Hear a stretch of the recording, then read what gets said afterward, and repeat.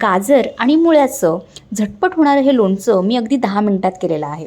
आणि मुख्य म्हणजे यात मी कुठलाही वेगळा मसाला तयार करून घातलेला नाही किंवा बाजारात मिळणारा कुठलाही लोणचं मसालाही वापरलेला नाही.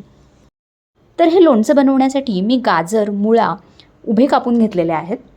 मिरचीसुद्धा मी मध्ये एक चीर मारून उभी कापून घेतलेली आहे. आता मी एक मिक्सिंग बोल घेतली आहे आणि यात मी गाजर, मुळा आणि मिरची तिन्ही घालणार आहे.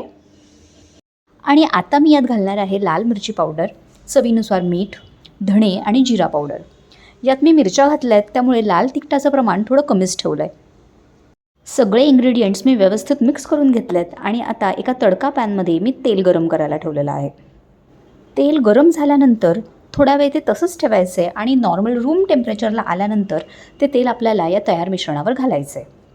सर्वात शेवटी मी या मिश्रणावर लिंबाचा रस घातला आहे आणि अशा प्रकारे माझं गाजर आणि मुळ्याचं मिरची घालून केलेलं झटपट लोणचं तयार झालेलं आहे.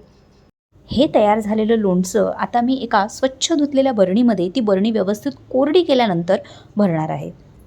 हे लोणचं तुम्ही काचेच्या बरणीमध्ये व्यवस्थित भरून ठेवलं की आठवड्याभरापर्यंत टिकतं आणि हीच बरणी जर तुम्ही फ्रीजमध्ये व्यवस्थित स्टोअर केली तर 15 ते 20 दिवसांपर्यंत हे लोणचं टिकतं.